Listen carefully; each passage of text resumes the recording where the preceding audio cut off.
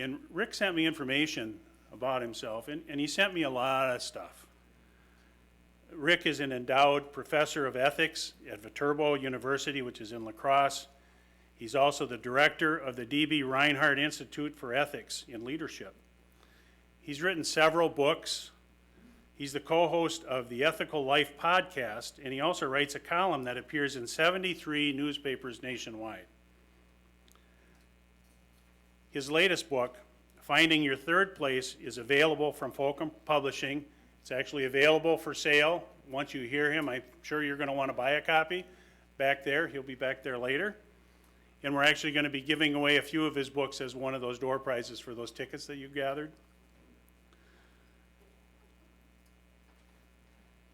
What was missing from that, and something I know about Rick, is that he's a Rotarian. He's a member of the La Crosse Club. And I don't know how you do things in your club, but if there was a deal like this and one of our club members failed to mention that they were a Rotarian, they would be fined $1. So fortunately for you, Rick, you're not at one of my club meetings. But Rick is a proud Rotarian. One of the forewords in his book, I'm just going to read to you, said, Rick Kyte's plea to find a place in our lives for friendship could not be more timely. He weaves together storytelling, literature, and empirical evidence in a book that reminds us that simple fellowship is the first step to solving many of the problems facing our communities and the world. That foreword is from none other than Stephanie Urchik, who is the president of Rotary International. So that's a pretty high endorsement, Rick. I don't know what you had to pay for that, but it was a great endorsement. And with that, I want to introduce Rick Kyte.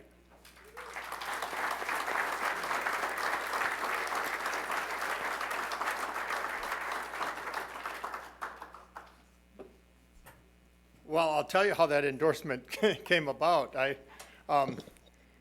Several years ago, our club was having its centennial, and one of the members had roped me into doing Paul Harris impersonation. So I dressed up like Paul Harris, and I gave a speech as Paul Harris returning from the grave. And one of the people in the audience was Stephanie Urchik, so I got to meet her as Paul Harris, and so she had remembered me. And when the book was coming out, this was a couple months before publication, the publisher asked me to go out and reach out to some people for a blurb. One of the people I emailed was Stephanie. She got back to me an hour later and said, yeah, I'd love to. So I sent her an advance copy, and so that's how that came about. Talk about the magic of Rotary. That opened a lot of doors, of course. But the theme of the book is really friendship, and the way in which friendship has gotten harder. We've made friendship harder, and that's an odd thing. And Rotary has all this potential to offer a mode of friendship, and yet we're faced with a world in which the very things that Rotary has to offer seem uncomfortable to many people. And that's the challenge we face. So we offer something that we have all kinds of evidence. It's exactly what the world, and in particular our society, needs more than anything else. And yet we've also created a world in which these kinds of social interactions are uncomfortable for many people. And so how do we navigate this new world that we're entering? And so that's, I'm gonna go right into like a question to kind of set the context for this is, what is your feeling about the world? Do you feel that the world is getting better or worse? So if we do a quick poll, how many of you think that our lives today are better than they were 60 years ago? How many people? Okay. How many people think they are worse? Okay. And so what I'm going to tell you is that it's actually both, but When you talk to a group of Rotarians, this is an unusual response. Many of you think the world is better, that our lives are better, precisely because of the extent of your social interaction. And this is an unusual response in the world right now. If we look at polls of countries overall, all over the world, the vast majority of people think the world's getting worse. And what's really fascinating about this is that the most prosperous and technologically advanced nations are the most pessimistic about where the world is going. And why in the world would that be? Why in the places where life is actually the best, we feel worse about it? That's the real puzzle that we're faced with.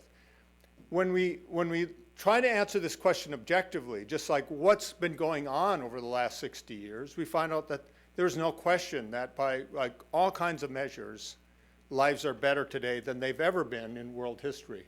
You look at something like the number of people that live in poverty, and for most of the world's history prior to industrialization, it was like 95% of human beings lived in extreme poverty, that they didn't know where their next meal is coming from. And today we're below 10%. Now that's a remarkable achievement. That should be headline news everywhere. And if you even look at just like what's happened since, say, 1950, where about 75% of the world was in extreme poverty. Some of you will remember as children watching television and seeing those UNICEF commercials with famine and children with distended bellies because of the famine that was going on. Famine largely has been eliminated from the world, and the only places where we find that extreme hunger is in places of civil strife. Okay? So this is a remarkable advance, and as a result of that, child mortality has dropped considerably. And when we look at archaeological records, we find that throughout human history, about 40% of children died before the age of 5.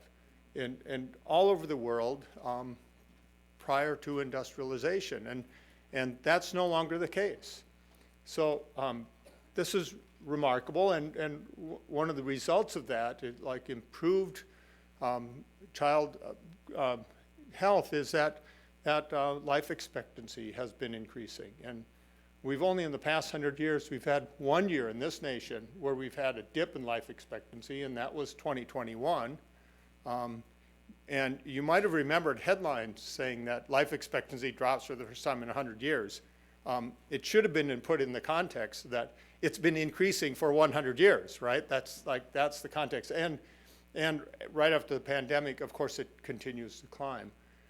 This is the condition of the world that we've been living in. And yet, we find that trust is declining. So there's all these objective measures. I've given presentations where I just talk about all the ways in the world is getting better, and like there's a lot of things we could look at. But trust is how we feel about one another, and how we feel about the world, and how we feel about our lives.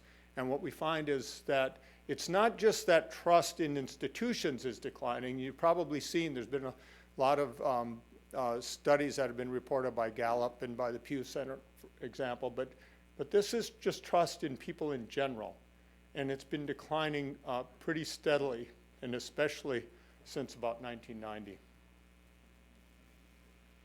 And the other thing is that anxiety disorders have been increasing. This is another pretty good indication. How are people feeling about their lives? And we've only been studying this kind of systematically since about 1990. There's a whole bunch of things that social scientists started studying regarding kind of our subjective feelings about the world right around that time, because we seem to reach a tipping point right around then and so, for example, the word burnout gets invented in 1988, right? We didn't have the word before that. And then if you look at something like PubMed, which is all the healthcare journals, you find that the use of the word burnout in PubMed just increases every year since 1988. We talk about it more and more and more. So things like anxiety and depression and burnout, I mean, these have all been increasing since we've been studying them, but we don't really know how far back that goes, because we haven't been studying it that long. And then here's something else. This is one of the most disturbing studies I've come across in the last couple of years, is looking at historical language records. What we find is that the use of language indicating cognitive distortions has really increased, especially over the last 20 years or so. And cognitive distortions are patterns of illogical thinking that are like typical of somebody who's in depression. But we're also seeing this, things like catastrophizing, like thinking that whatever is happening is going to be the worst ever. Black and white or all or nothing thinking. That sort of increase in blaming. That sort of like thinking, well, why does this always happen to me? That sort of thing. These kinds of patterns of thinking. Now, the last time this happened, since we were looking at language records, is in Germany right after World War II. Well, you can imagine what, like, yeah, in Germany after World War II, you had the population that was undergoing a collective depression. It's no wonder that they were engaging in cognitive distortions. But why are we doing that? And why are people from all developed nations exhibiting these same patterns of kind of illogical thinking? And so we have to look at the causes. And so the question is, why are we feeling worse about our lives? Things are getting better, and they're getting demonstrably better year after year after year, and we're demonstrably feeling worse year after year after year. And it's a real puzzle. I tried to look at it because one of the things I indicated, we haven't really been studying things like what is the overall rates of anxiety, depression, things like that. So I tried to think, like, how could we get some kind of picture of what's going on? And so I used Google Ngram, which is when Google Books was developed, they started digitizing a lot of books, especially like anything printed in the English language over the past couple of hundred years. There's also a tool called the Google Ngram that you can do word and phrase searches. So you can pull up the Google Ngram, you could put up any words, and it shows the relative frequency of different words, and you can compare them to one another. And so I tried all kinds of word pairs, and this is what happened when I compared the word self and friend.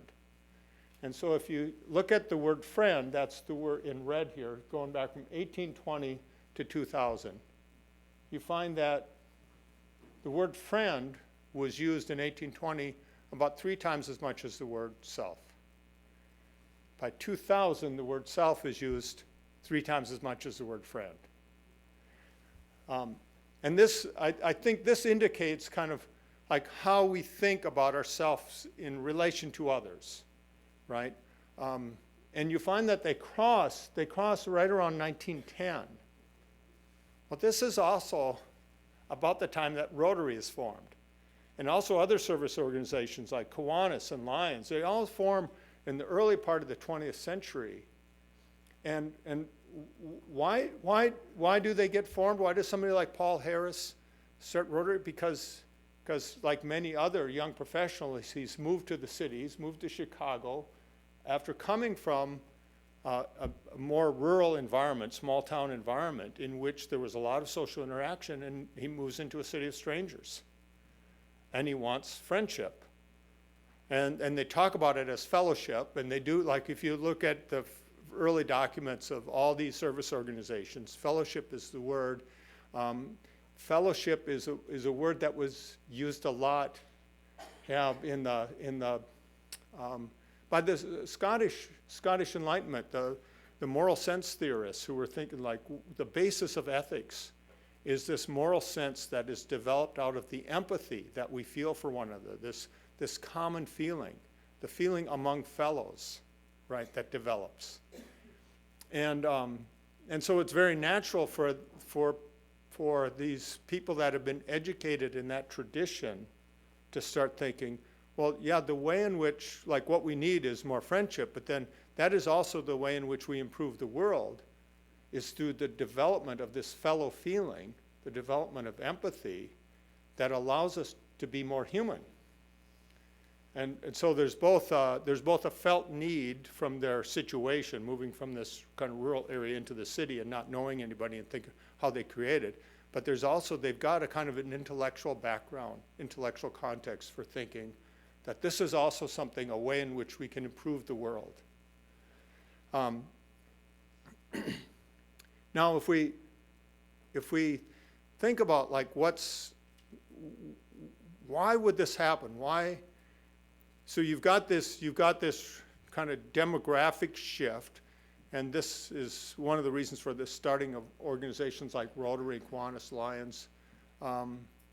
But you've also you've got some other kind of a longer term. There's something else going on, and I think the explanation for this is technology and technology in general. And if we think of what technology does, technology gives us more independence because it gives us more power. Any kind of technology that's developed, it's developed in order to allow us to do something we couldn't do before. That's power. But it also allows us to do something more conveniently, so it gives us more freedom. And so you combine those two things, freedom and power, those are two like really important things. But what happens when we have more freedom and power, we aren't as dependent on other people for reaching our goals as we were before.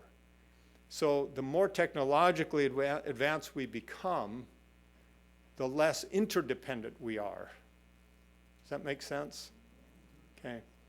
And see, in a society in which we're always interdependent, friendship is going to be not just something that's desired because it makes us feel better, it relieves loneliness and depression, anxiety, and things like that. It's also just a daily necessity of getting through life. And we find that, like, any of you remember your childhood when, like you interacted with people because you had to, because we didn't have drive-throughs, right?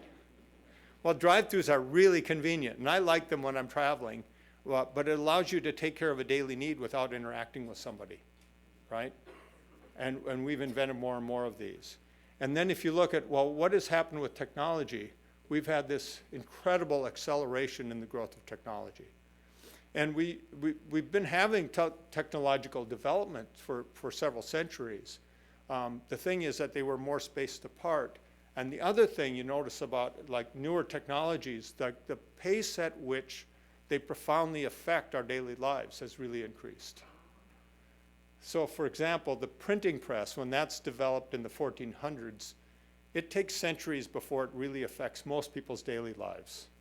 Like most people aren't affected at all until much, much later. And yet when ChatGPT 3 is released to the public, it was 2 weeks later that I got the first paper written by a student using AI. Not centuries, right?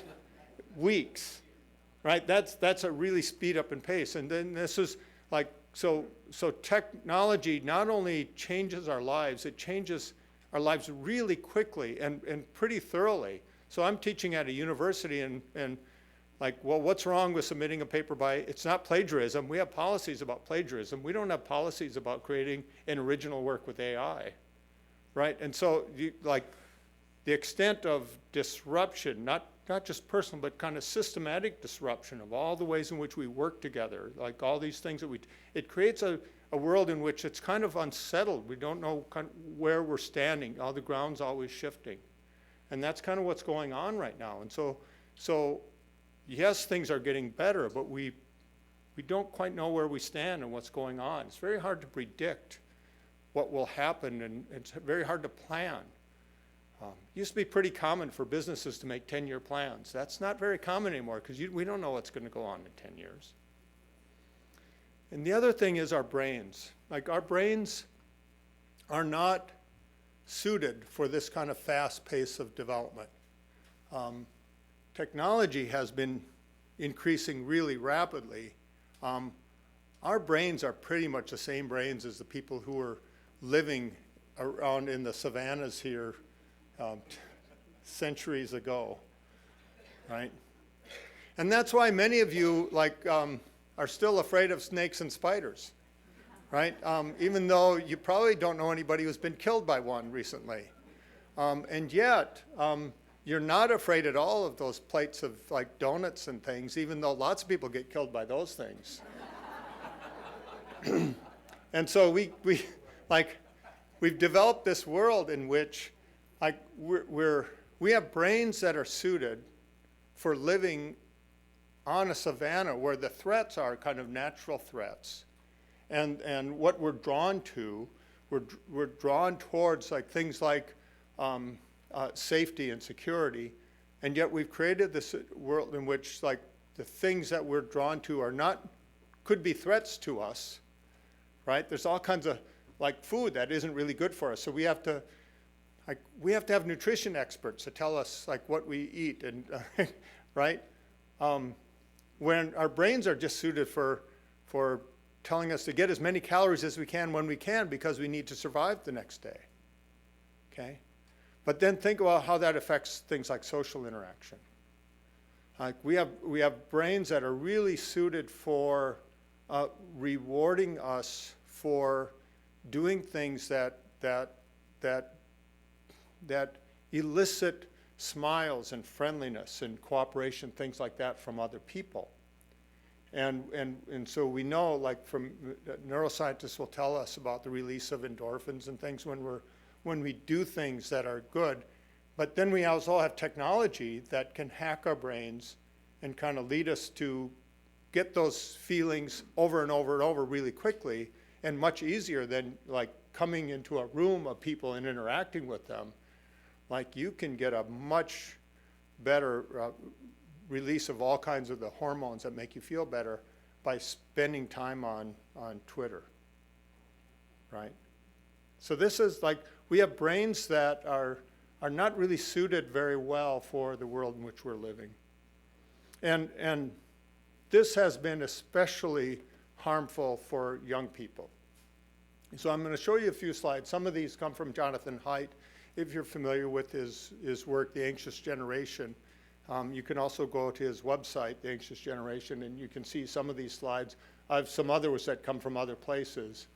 But this is all just saying like why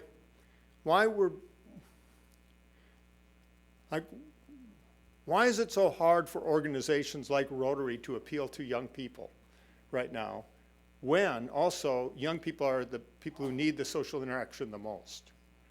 And so I want to show you a few slides like this. Like one of the things that we know that there's been a real increase in anxiety among young people since 2012. This is when we start seeing this hockey stick shaped occurrence, and that we don't get it among older people. So we know that because this is when 2012 is when the majority of middle school kids had both their own social media account and their own smartphone. So they had the ability to access social media on their own. And then as we get more and more exposure and more use, we see rising rates of anxiety. You don't see it in that age over 50 plus. Why is that? It's not because they're not using social media, it's because they're not using social media in the same way. So I would guess most of you, if you have a pretty robust social life, and if you're in Rotary, you most likely do, you use social media, but you don't use it to replace your social relationships. You use them to complement or enhance your social. So you use it to find out what's going on. You might find it to what's going on with my children or grandchildren or nieces or nephews that live in other places. But it's so that you can interact with them more fully. But you're not using it in place of regular social interaction. This is one of the things that we're finding in schools, is that like schools that allow cell phone use in schools, the kids aren't interacting as much in the schools and the classroom. So it's a very different effect depending on how you use it. And so we see depression really increasing, and this is affecting girls much more than boys. If we would look at suicide rates, we'd find the suicide rates for boys is much higher than for girls. So the ways in which we see the negative effects of kind of digital use and social media. It exhibits differently for boys and girls. This is undergraduates with mental illness, so anxiety and depression. Now these are these are not just surveys. These are reports of diagnoses of anxiety and depression. We're finding there's not a rise in other kinds of mental illness, but anxiety, depression, well, these are really closely aligned with loneliness and social isolation.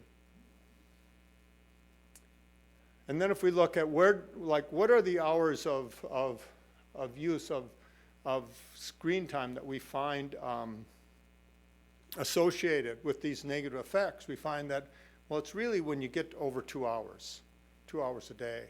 And like up to 2 hours doesn't seem to have much of a negative effect. And I think that's largely because the people that use it, like in smaller amounts, use it to complement or enhance their regular face-to-face social interaction. Those who use it much more, many more hours a day are using it in place of those other kinds of social interaction. But then when you look at what is the average daily teenager screen time, and you see, 9 hours for 11 to 14-year-olds, 7.5 hours for 15 to 18-year-olds.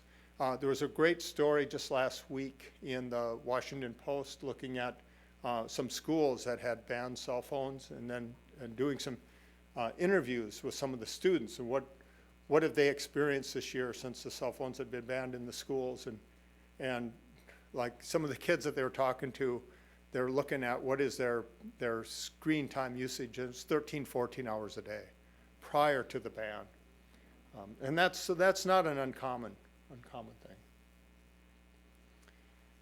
And so, and we find this in pretty much all the developed nations have pretty much the same results. If we look at Germany, United Kingdom, United States, Australia, Canada, we find pretty much the same results. So this is probably pretty similar to the United States, this UK study of what's going on with how children spend their time. And what we find is that both sports and screen-based activities are increasing. Homework's also increasing because a lot of homework is done alone. But what's really decreasing is socializing outside the home and outdoor play. Now, why are they so important? What happens in the development of our brains is very different when we're engaged like in socializing outside the home or outdoor play, which are unstructured activities, compared to sports, which is a structured activity. Because in unstructured activities, you have to engage in conflict or potential conflict. You have to figure out, you have to talk with others. What are we going to do? How are we going to do it? What are the rules? If you ever watch boys playing a game like pickup football or something, they'll spend a half hour talking about what the rules are, like where the end zone is going to be and all those sorts of things. And this is a big part of it. And sometimes they run out of time. They never get to play because they spend so much time setting up the rules. But this is really important, not having an adult to do that, because then when you get to an organization like Rotary, right? You know how to do that. You know how to put a group together and establish the rules and shared goals and all these things. And you've acquired some skill in how to get along. And if you've grown up doing that, you take it for granted. You don't think of it as something that you spent hundreds and hundreds of hours learning as a child. But what we're finding is that children who don't spend all that time, they don't really know how to interact, how to engage in something that's kind of semi-structured, right? It's very difficult for them, and it results in some anxiety and going into a social setting in which, what are these rules that everybody's playing? There's no referee here to tell me what am I supposed to say? How do I interact? How do I do all these things? There's the police department in Spokane, Washington instituted a couple years ago training in reading facial expressions for its new police officers, because they didn't know how to tell. They couldn't tell if somebody was angry or afraid. Well, if you're an officer and you can't tell from somebody's body language or facial expression if they're angry or afraid, that's pretty dangerous, right?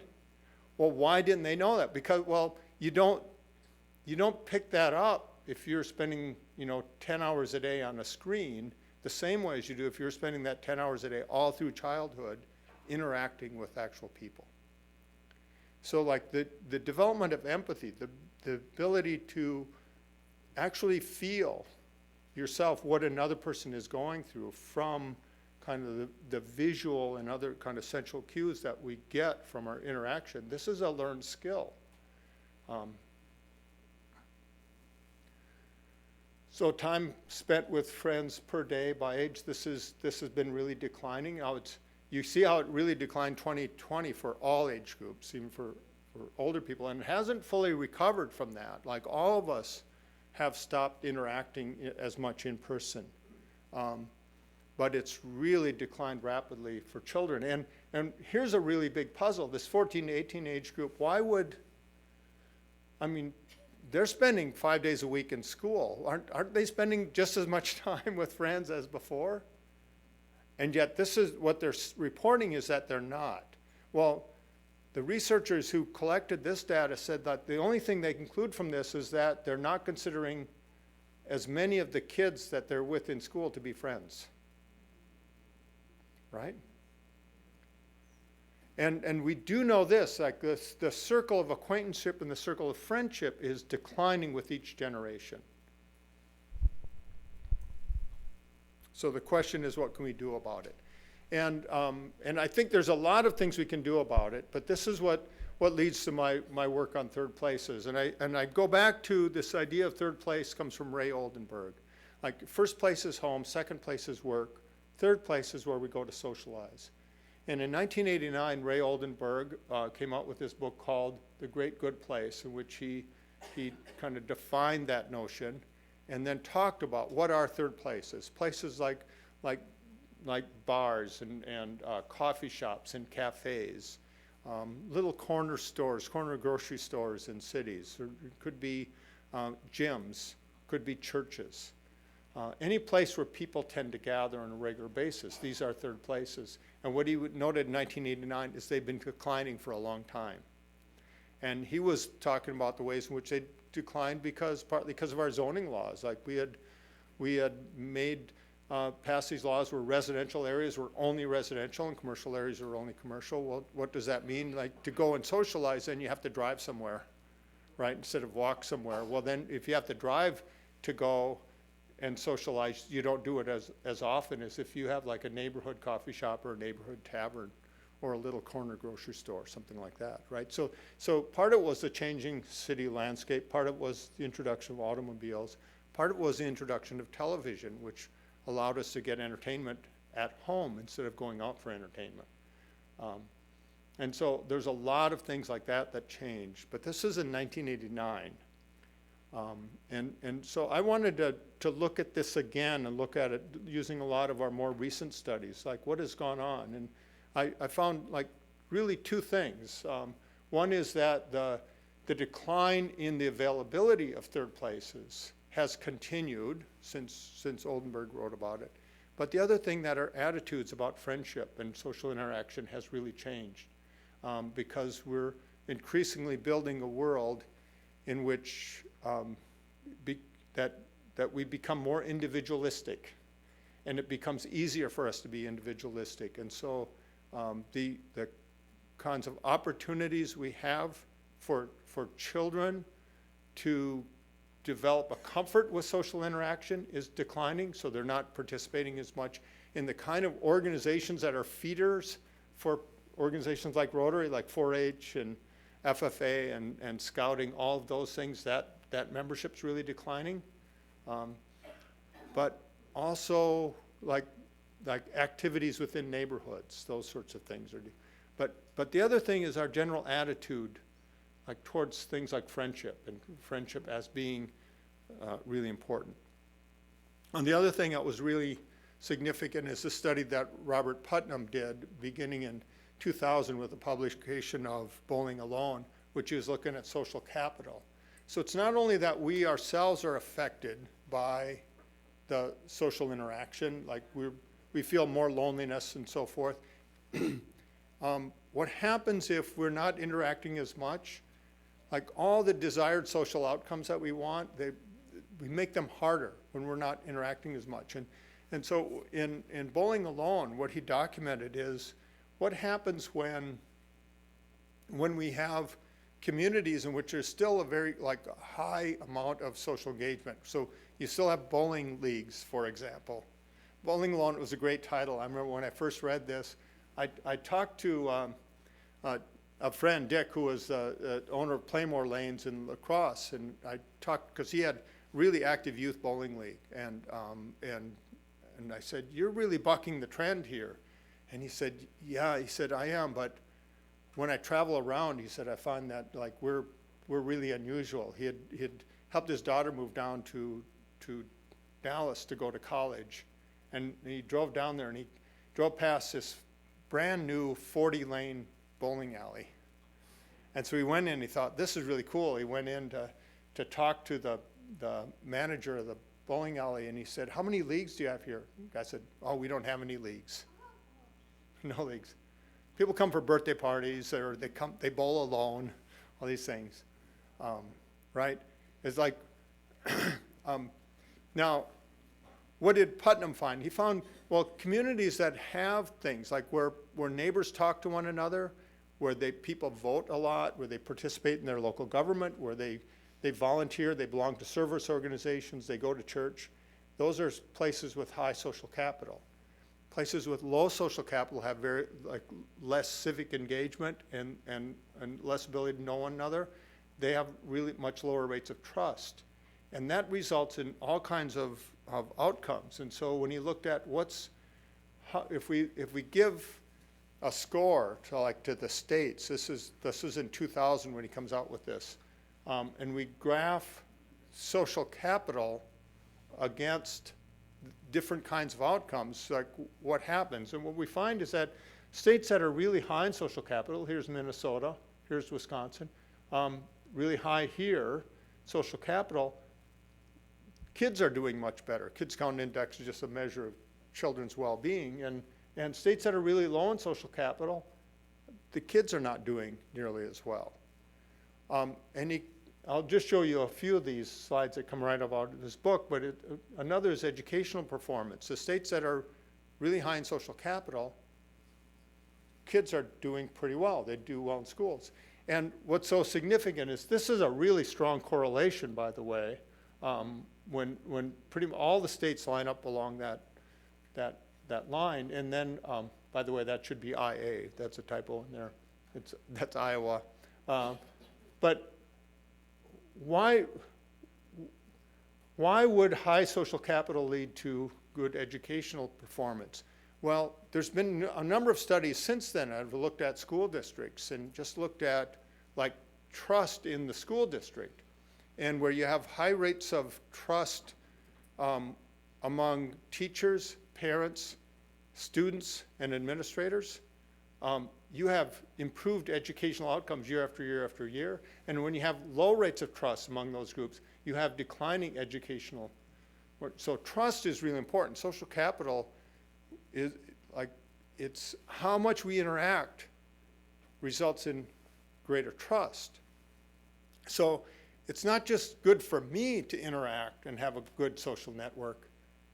If a lot of us have good social networks, we have much better communities, right? So this becomes an obligation of mine to be active and be interactive, because we have all these, because what happens is you take care of all kinds of problems informally. So all these things that we try to do politically, and we argue about a lot politically over what kind of policies and how much money do we give to things and so forth, none of it matters as much as robust social interaction. And you can take any of the things like with schools that we argue about politically, about like testing, teacher preparation, class sizes, all of those things, none of those will have nearly as strong a correlation with actual educational outcomes as social capital does. So this is murder rates, and higher social capital, you have lower murder rates, right? We argue a lot about crime policies and laws and things, but what we really need is like highly engaged communities. Highly engaged community, we're going to have lower crime. The other thing that's why social capital is so important, if we look at the places that are high in social capital, that's the most effective poverty fighting tool that we have. And so if you look at the data long term of children who rise out of poverty and rise into like a middle or upper class kind of income at age either 35 or 45, this is what we're measuring, places that are higher in social capital, which tend to be the Northeast and the Midwest and Utah. These are the places that are really high in social capital. Much better outcomes in terms of socioeconomic upward mobility.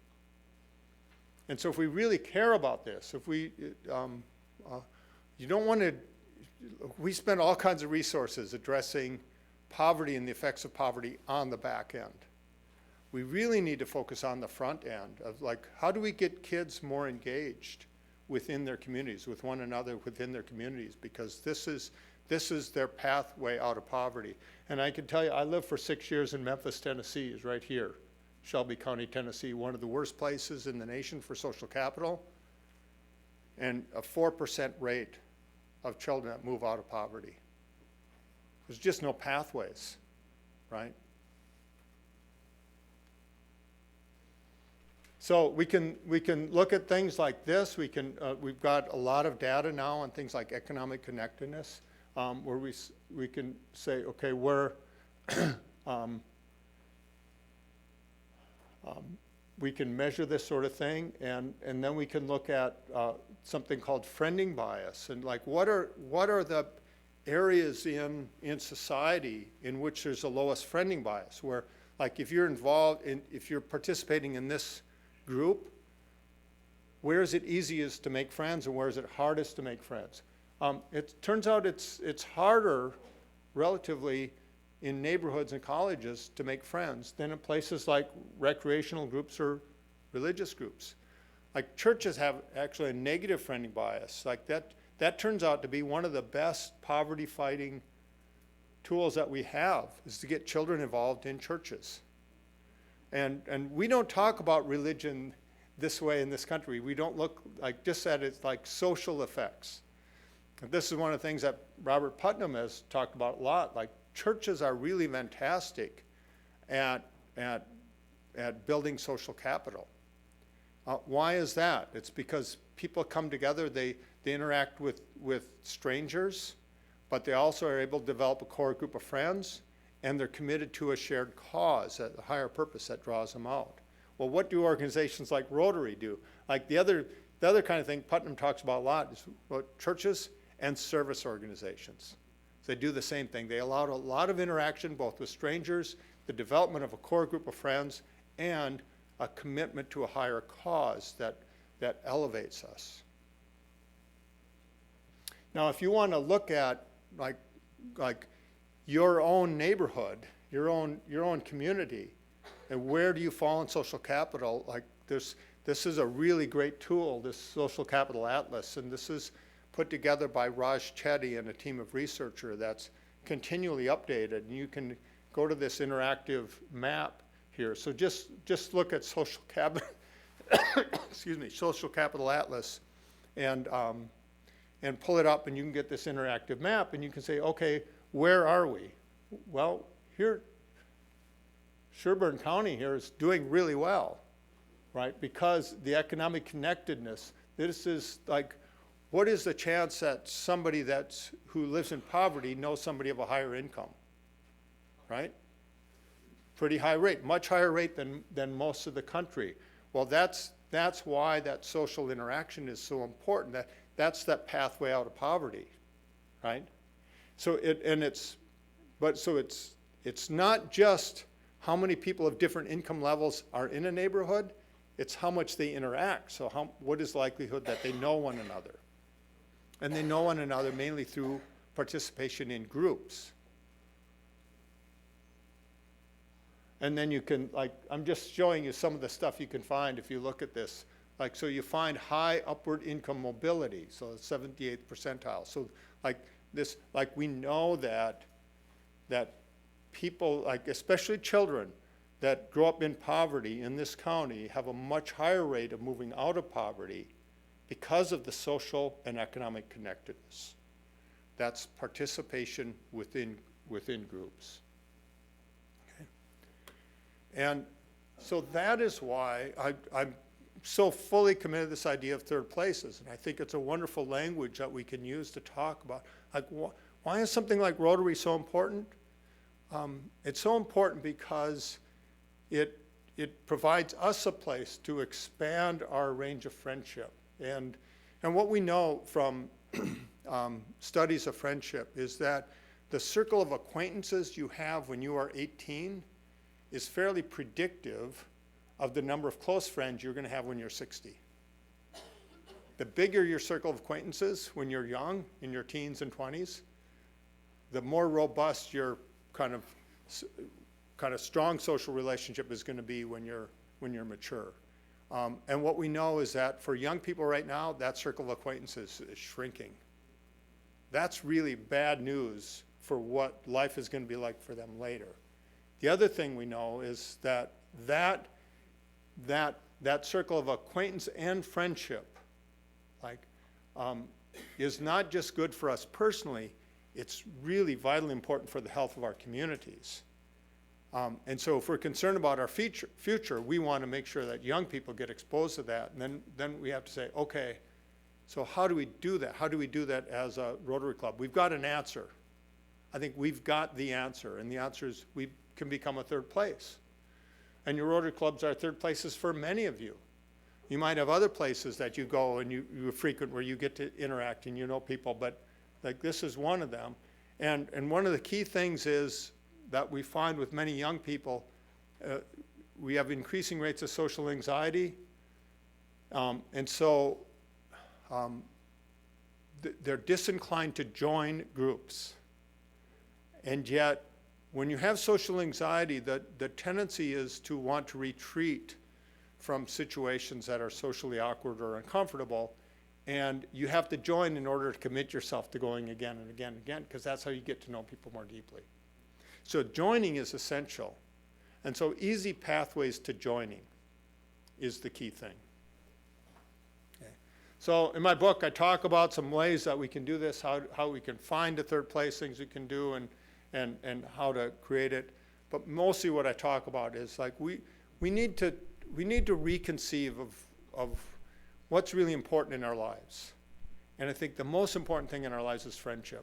We've got all kinds of data now to support that, and we know. So we need to do this. And so this is what I've been talking about. I've been preaching to folks. One short story before I ask if there's some questions here is I've been talking. This book came out in June. I've been traveling around the country. I've been talking to a lot of places, and including quite a few libraries, these community talks in libraries and bookstores.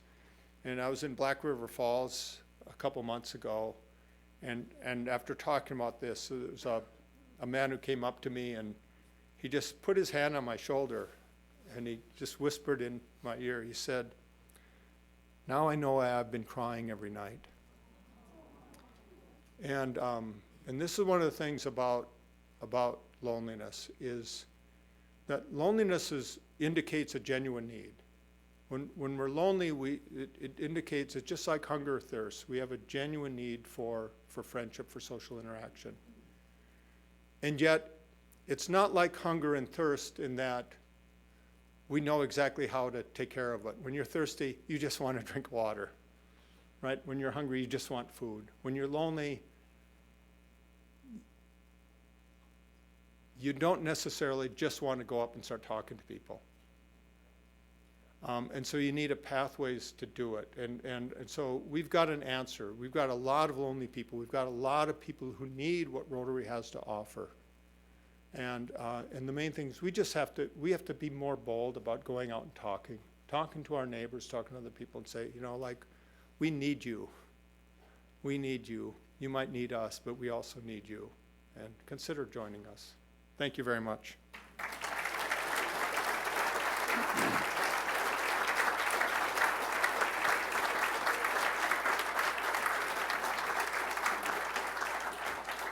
Thanks very much, Rick. So we have a few minutes now for questions or comments.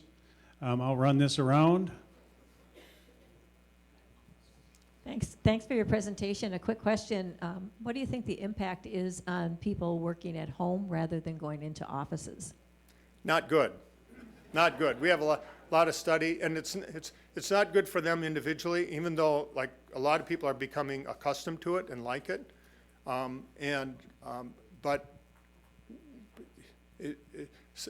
So it's not good on your psychological health or physical health. So we know that robust social interaction. See, it's kind of like exercise. The more that like you don't exercise for a long time, exercise is painful when you start doing it again. And social interaction can be like that, but it's really beneficial for you. Here's what we know about like joining, if you don't belong to anything, joining one club reduces your chance of dying in the next year by 50%. Now, it's the same sort of thing at work. Like work is a place of social interaction for many people. I mean, if you don't have that, like it's not good for your cardiovascular health or your emotional health. The other thing is that there was a really great study in the journal Nature Aging that came out about a year and a half ago, doing a meta-analysis of all the research that had been done on dementia. And what the researchers concluded is that like having a robust social network reduces your chance of dementia by somewhere around 30 to 40%. That's incredible, right? And so then you think, okay, even though you might enjoy like the convenience of working from home, it's probably not good for you. And there's, I don't know what the optimal time is, but and if you are working from home, then it's more important for you to join organizations and have that regular social interaction. Is there any research, or have you done anything on kind of negative social interaction like gangs or things like that and how that affects? Yeah, so like we're born with this need for some kind of social interaction. So we know that gangs, for example, gang membership is an avenue for belonging, right? But it can be very negative. We know that, for example, studies of churches finds that like churches, really active churches for the most part, really boost social capital in the neighborhoods where they're located. But there are some kinds of churches that have a negative effect on social capital, the ones that preach hatred and exclusion. And so like that is why like churches and service organizations and things that have a positive and uplifting message, they bring people together, but they also bring people together in a way that elevates them. This has a positive effect, but there are ways of socially interacting that can have a negative effect, I think, on individuals, but then on the surrounding communities. So thank you. This is kind of tangentially related, but I wonder if you have a comment on. We travel a lot, and when we were in other cities or even in other countries, we would search out Rotary groups in the local area and would attend it, and it would really give us this perspective on who we were relating to. And I think I've noticed that not only us, but other people after COVID are not really doing this anymore in Rotary very much. Yeah. Yeah, and the Rotary app is a great way of finding out what other clubs are in an area and when they're meeting, and so it makes it really convenient. I love to do that too, and yet people aren't doing it as much.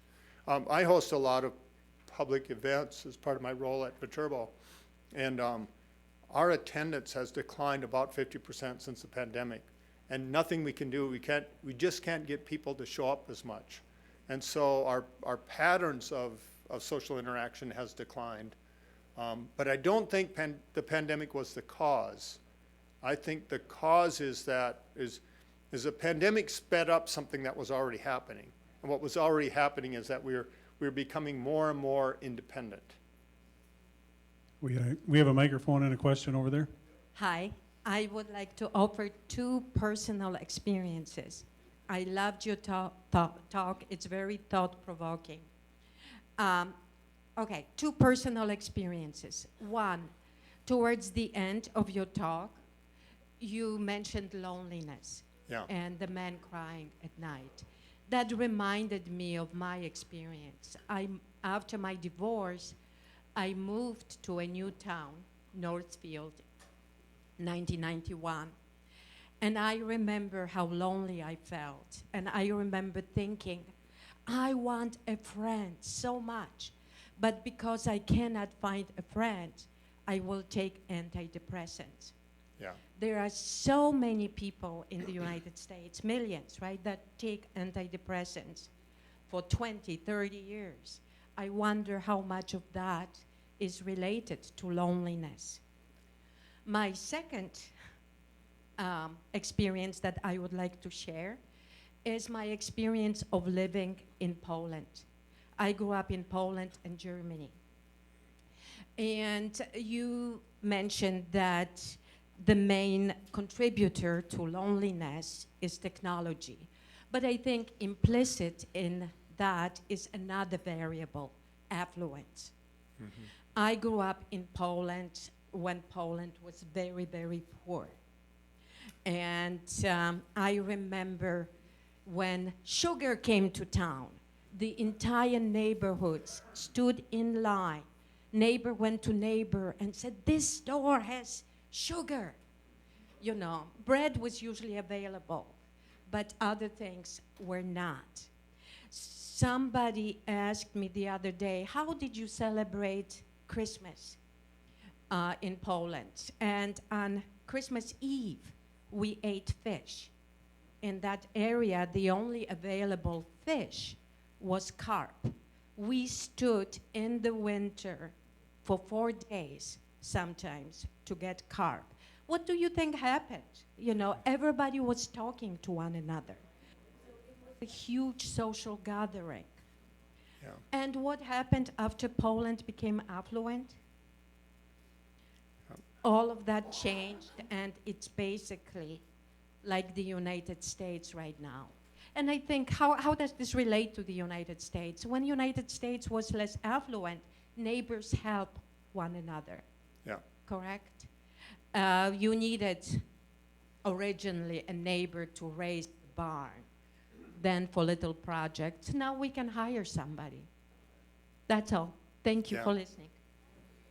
Yep. You're Hey. exactly right. Thank you. Hey, Richard. So I am, our Chain of Lakes Rotary, what I find, hello? Oh. I find what works is, my first year was intimidating, but now I'm comfortable. I've been about 3 years. And in July, they made me their chef for eating clean, food safety. And so, like, July, I did Italy. August, I did Mexico. September, I did Asia. October, I did Germany. November, I did Belgium, bouilla, and cream of wild rice soup. But since July to now, our group has grown by 8 more memberships. So food is a conversation. It's a welcoming. Yep. And I live by this, by Mother Teresa. Spread love everywhere you go. Let no one ever come to you without leaving happier. So with that said, we need to try to do that to the youth. I try to interact with the youth in that, because what's taking over the world is gaming. Yeah. And that's their interaction. Yeah, you're exactly right. And so food is essential to the practice of hospitality. What we find is that, especially in poor communities, poor countries where people are more interdependent, hospitality is valued really highly, is because it's how you take care of one another, how you bring you serve as a host for the guest. In affluent places, the hospitality industry is a way of keeping the guests out of our homes. And so we turn it around. And so, like, what we have to do is, like, reintroduce, like, how do we think about hospitality as a way where we have actual interaction and over the satisfaction of basic needs like food, right? So this is really important. Rick, it's in the book, but can you tell the story from the Land Remembers and the Lantern? Thank you, because I like to finish with that. So, Let's do a couple other questions. Couple Couple other other questions then. why we'll finish with don't that. I finish with the story from the Land Remembers? Yeah. Hi, Rick. Just a comment and question. All those figures that you put up, is that in the book or is that addendum or something? I thought it was really interesting. I wanted to show a couple people those. Yeah. And my question or my comment, other comment, real quick, was one of the charts, the dates. I mean, I don't want to say it was outdated. That was the screen time one only went up to 2015, and my comment would be, I bet it's gotten way worse than that in the last 10 years. Right. The percentage of things you do, screen time versus sports versus whatever, and I just wondered if you had a comment on that. Yeah, so that was the UK study, and it was a longitudinal study, but it was only from like 1990, I think, up to 2015. So like we just, so we can see the direction it's going, it's probably gotten much worse. And we have other indications that show it is worse. But I've gathered them from a number of places. Most of these are not in the book, some of them are. I tried not to have a lot of graphics in the book, and so there's more stories, and there's a reporting of some of these statistics, but you can, a couple of places, some of this you can get from Our World in Data, and then Jonathan Haidt's website, The Anxious Generation, that has a lot of the studies of what's going on with teens. Thank you for your talk. I see the talk as a wake-up call for what is I've experienced here in the U.S. coming from Cameroon. Mm-hmm. So, the last speaker, I think, on my table mentioned something very good: affluence. Yeah. Affluence. If we notice, I studied in Switzerland, and the rate of suicide in Switzerland was the highest in the world. Yeah. Because of fear. Yeah. So where there's affluent, the people turn to, try to be close. Yeah. Now, when I was in South Dakota, and I like your slides that showed South Dakota, North Dakota, because that's what I wanted to say. Yes. Yeah. Social interaction there, which leads to all of this well-being. Yeah. When I was in South Dakota, everybody in the morning, we used to have a group doing sports. Good morning, everybody, good morning. When I came to Minnesota, I was shocked. Yeah, I was shocked. I left my neighborhood, I was jogging, I greet people in the morning, and nobody answers me. And I was like, what's this? And for a short time, I really said I missed South Dakota.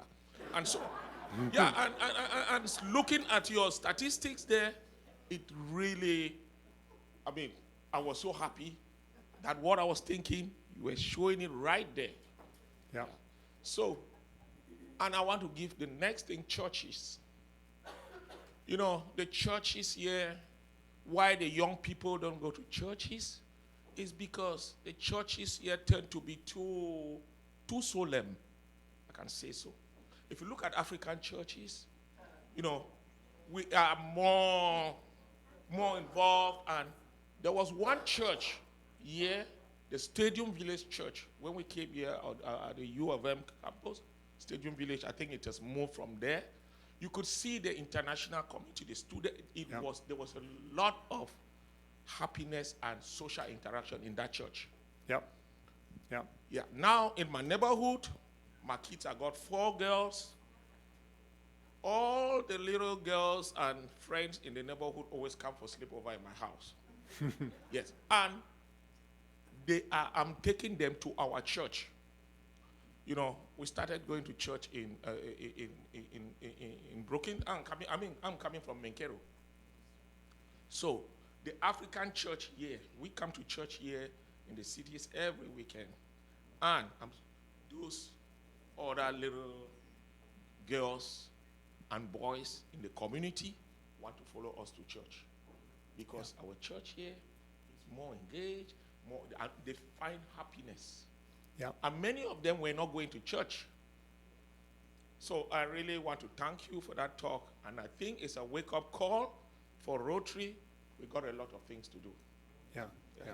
Thank you. Thank you All very right, much. we have time for 3 more, brief if you could, please.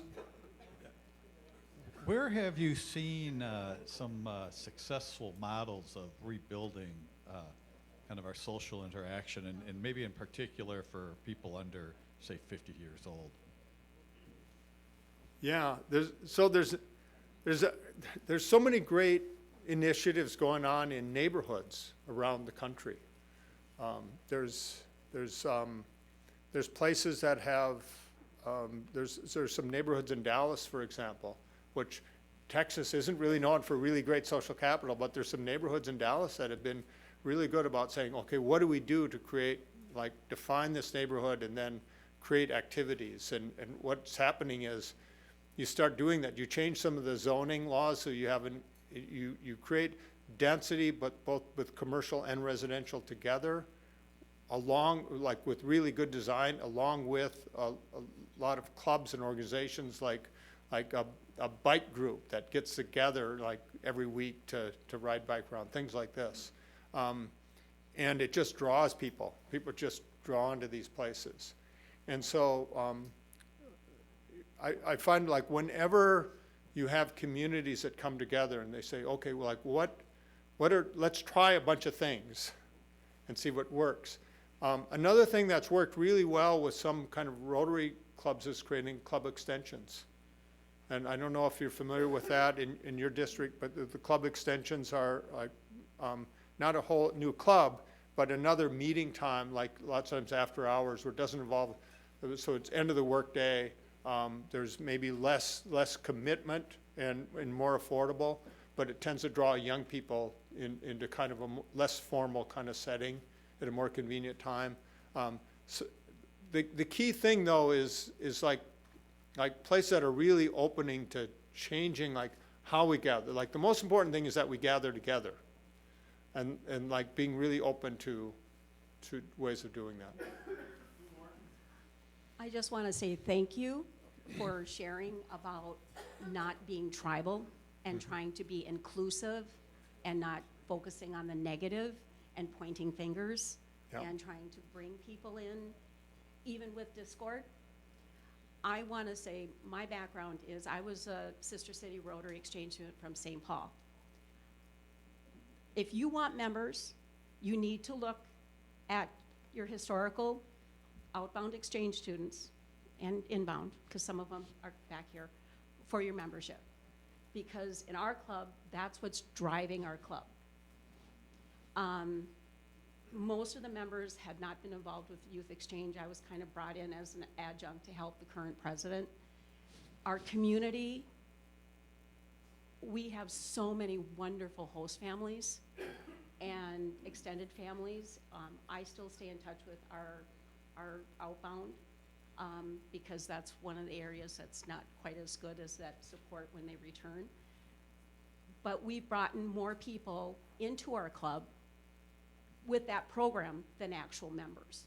Yeah, yeah.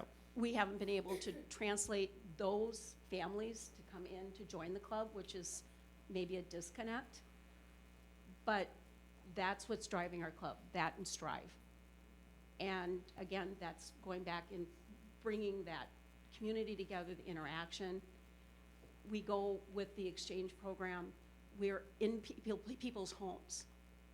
The families have come and stayed. So inbound, outbound, whatever level, we need the support for the youth exchange, inbound and outbound, because that's a key to bring in Yes, some of what. I agree completely. I'm a big fan of the youth exchange program. Yeah, thank you. One more. Yeah, I think I'm the last one, so this is fitting. We had a talk beforehand, and this is wonderful work. There is a great new movie. Robert Putnam's one of my heroes, and there's a great new movie on Netflix, and it's called Join or Die. And it is all about Robert Putnam, about these groups, about bowling alone. Bowling alone is the idea that if you are bowling just with your friend, or going there yourself and bowling, there are more lines, more games of bowling now than ever before. But league bowling is through the floor. And the beauty of a league, like a church group, a work group, you go there and every week you then talk about the high school football team. You talk about somebody who's passed away. You build the social capital that Rick is talking about. When you're bowling alone, you're just having, it's the same bowling game, but it's a whole different world, and it's just by yourself. So you did a great job. I would like to thank you on behalf of everybody here. This is amazing how you can build community in a lot of different places, and I think you've just set the bar. So this is great. Thank you. Thank you very much. Thank you, Rick. I think you hit a home run there. Could I wrap up with this? Oh, certainly. Tell your story, for sure. So, so you asked me about Ben Logan, who is, so one of the stories I include in the book comes from Ben Logan, who wrote a memoir called The Land Remembers. It's about growing up in a farm in southwestern Wisconsin during the Great Depression. And there's a chapter in there called Short Days in Yellow Lamplight, where he talks about these winter nights growing up in the farm and how they would all gather around the dining room table, all the children and the parents, and they would bring their homework there that they had to study because they had an old rail lantern that wasn't very bright, and so they had to get really close to this lantern. And one day his father brought home the latest new technology. It was an Aladdin lamp, and the Aladdin was much brighter. And he put it on the table, and the mother says, like that evening, she says, "I'm not sure I like this new lamp." And the father says, "Why not? It has a lot more light." And she says, "Look what it's done to us." And they looked around, and the kids were spread out around the dining room, all in their own corners doing their homework. And he says, "You want me to get rid of it? Bring back the old lamp?" And she says, "I don't think it's a lamp, I think it's us. Does a new lamp have to change where we sit at night?" And the kids all look at one another, and they all kind of sheepishly move back to the table to sit together. And I think that's where we are as a society. We are not going to put the genie back in the bottle. We're not going to get rid of technology. Unless we want to become Amish, we could opt for that. But we're probably not going to do that. But we need to focus on how we sit together. We have that choice. And so that's what we need to do. Does the new technology have to change how we interact with one another? And I don't think it does. Thank you. Thanks, Rick.